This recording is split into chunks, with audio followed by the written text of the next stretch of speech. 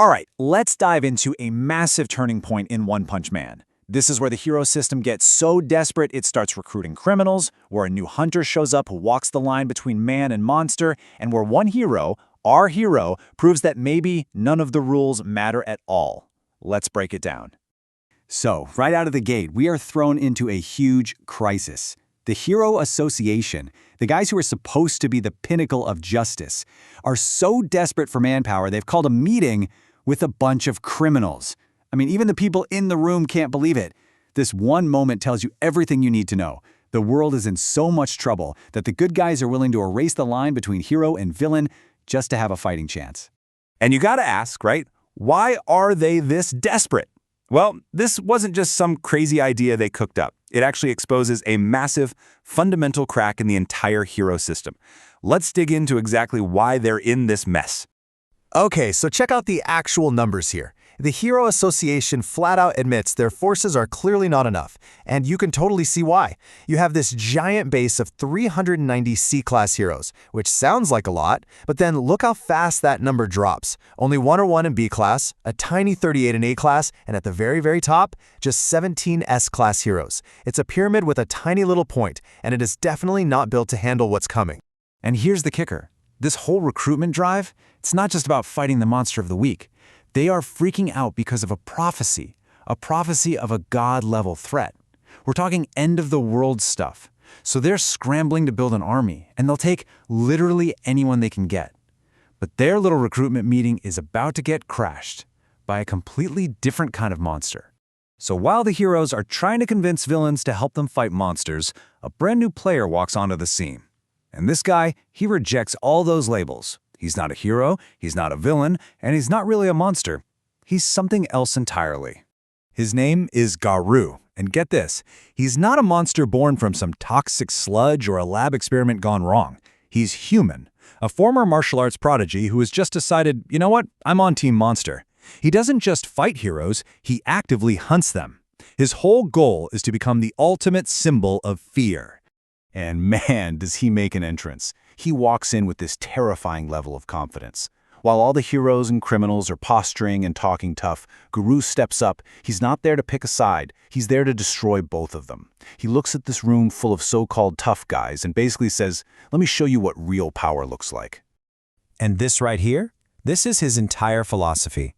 For Garou, it isn't about good versus evil. It's way simpler. It's popular versus unpopular. He's always been the kind of kid who rooted for the monster in the movie, the one who always loses to the popular hero. So he decided he's going to become the monster that can't be beaten. In just a matter of minutes, he single-handedly dismantles everyone in that room. Heroes, villains, doesn't matter. He just mops the floor with them all. The pile of bodies he leaves behind? That's not just a fight. That's his opening statement. He's just declared war on the entire hero society. And just like that, the threat just got a whole lot more personal. But Garou, as terrifying as he is, isn't the only problem. He represents this violent external threat for sure, but at the exact same time, there's another conflict brewing, this time from the inside. And this one is all about politics, fear, and the struggle to survive within the hero ranks themselves. And this is where we meet Hellish Blizzard. She is the #1 hero in Class B, and she runs the show. She's built this powerful faction called the Blizzard Group, and her rule is simple. If you're a new hero in B-Class, you work for her. And it's not really an invitation. She more or less strong-arms you into joining. And her worldview is fascinating. It's deeply cynical, but maybe she has a point.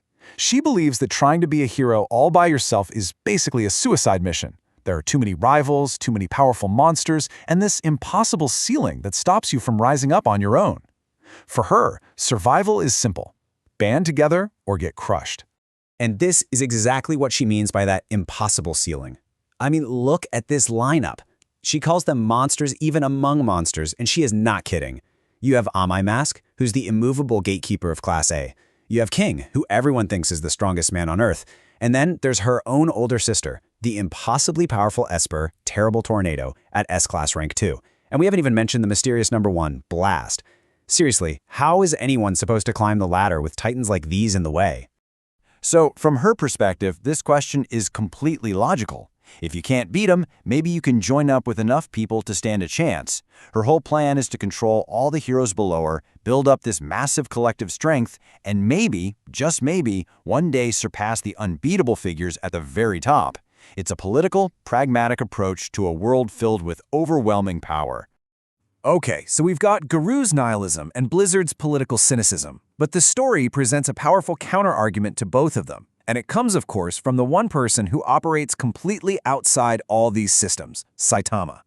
The stage for this philosophical clash is set by a ridiculously high-stakes battle.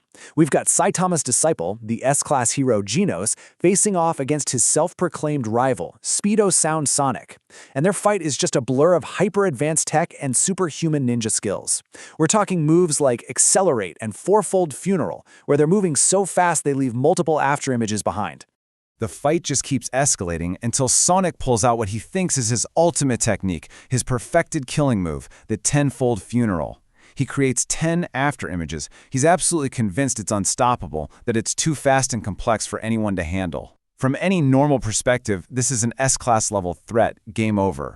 And then Saitama steps in. His response to this ultimate life-or-death technique? Serious sideways jumps. I'm not kidding. He just hops from side to side, really fast. The shockwaves from his jumps alone are enough to overwhelm all 10 of Sonic's afterimages and knock him out cold. In one move, he completely shatters the power scaling everyone else operates on. And after effortlessly ending this S-Class level duel, Saitama turns to Blizzard and just delivers this absolutely brutal critique. He sees right through her political maneuvering. He calls her faction building pathetic, and acts designed not to achieve real strength, but to create the illusion of it by dominating weaker heroes. He just completely rejects her entire worldview. So with Garou's war, Blizzard's factions, and Saitama's complete indifference, this whole story forces us to ask a really fundamental question. What is the actual definition of a hero in this world? Yeah, this is what it all boils down to. Is being a hero about joining an association and climbing the ranks, like the system says? Or is it something else entirely? The episode lays out two starkly different paths. On one side, you have Blizzard's way, the pragmatic, political path of banding together for survival and influence. On the other, you have Saitama's way, the belief that a hero stands up to evil, even if it means doing it completely alone. It's a direct clash between collectivism born from fear and individualism born from absolute strength. But here's the ultimate irony, and what's so brilliant about all this. For all his talk about standing alone, Saitama has unintentionally built the most powerful faction of all. Think about it. He's the master of an S-Class hero, Genos. He's friends with King, the man everyone else is terrified of. He completely ignores rankings, and yet the most powerful people in the world are just naturally drawn to him.